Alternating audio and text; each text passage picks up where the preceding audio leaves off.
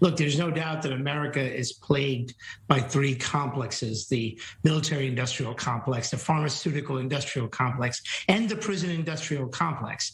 I mean, the United States has more people in prison than any other country, counting, not including China, which may have a little bit of undercounting going. But the reality is that in America, if you take a guy like this man, Anders, and you ask the population what do you think he should get, there is going to be overwhelming bipartisan support for making sure this guy stays behind bars and gets an appropriate sentence.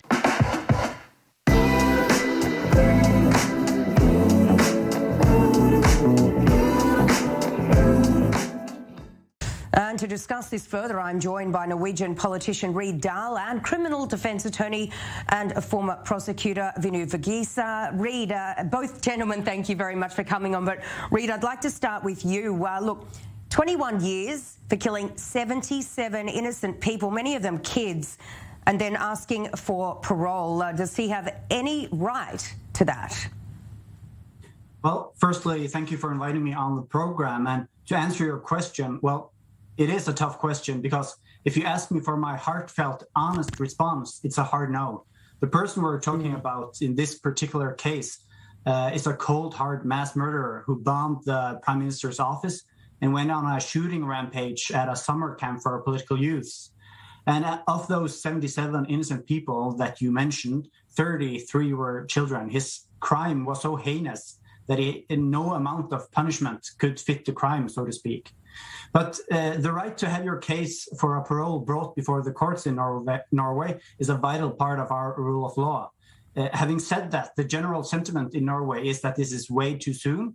And had he been judged by the newer criminal law, he would have to wait somewhat longer. But the trial is in all practical sense a formality. There is no chance that he will actually get on parole. Now, just to clarify for those not familiar with the Norwegian penal system, the terrorist was sentenced to 21 years in prison and a prevention detention. The latter is of great importance because it means, roughly speaking, that he can be in prison indefinitely. As long as a court finds him a threat to society, they can add 5 years to his sentence, and in theory, for as much time as they want. Well, look, he seems to be enjoying quite a comfortable incarceration, yet he's complaining he is being deprived of many things. But, I haven't really heard of any other countries sort of providing this sort of luxury to other inmates. Vinoo, am I right? Well, I haven't. I can tell you that one of the things that I tell people or clients or families of clients when they talk about prison conditions is that it's not a hotel.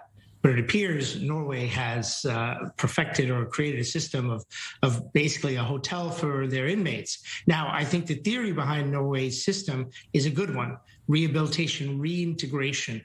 But even me, as a person who works to keep people out of prison or get them or keep them from going to prison, as a citizen, I would say there's no way that this man can be reintegrated into society. So I appreciate the Norwegian gentleman's explanation about that this could be extended indefinitely. But I can tell you here he would get probably a life sentence for every life he took. So there'd be no chance he'd be getting out, and certainly would not be in such very comfortable conditions. Yeah, for sure. And Reid, tell me, what is the idea behind Norway's incarceration program? Does it prove to be effective? And doesn't it seem that we're really losing the concept here of crime and punishment?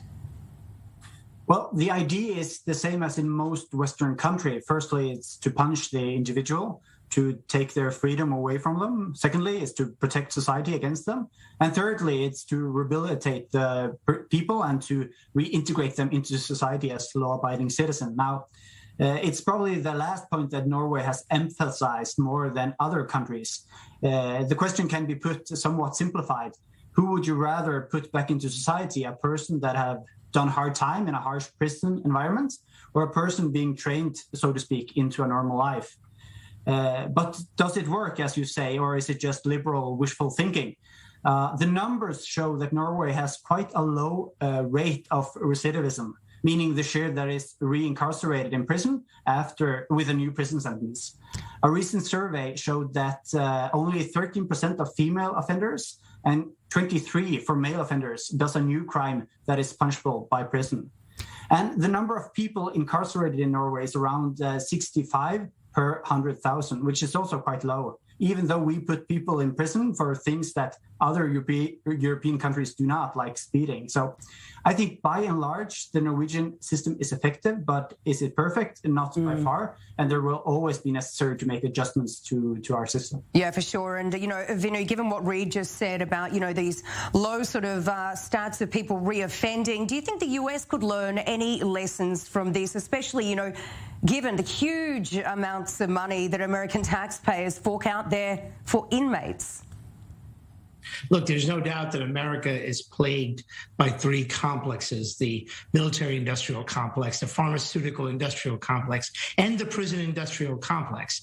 I mean, the United States has more people in prison than any other country, counting, not including China, which may have a little bit of undercounting going. But the reality is that in America, if you take a guy like this man, Anders, and you ask the population, what do you think he should get? There is going to be overwhelming bipartisan, nonpartisan support for making sure this guy stays behind bars and gets an appropriate sentence. And I think that that's where the comparisons drop. Rehabilitation is a stated goal everywhere, as Reid said. But in the United States, you have problems here, but you can't compare the United States to Norway. To say that it's 20% recidivism rate when you don't have the amount of poverty that you have in the United States, and the problems with the inner cities and the problems with neighborhoods that lead to high crime. There is a push in America to try to minimize or to limit incarceration to violent offenders, and then work on trying to see how many of these you can actually rehabilitate. But, we're a long way from that, and that's going to take something probably not in my lifetime.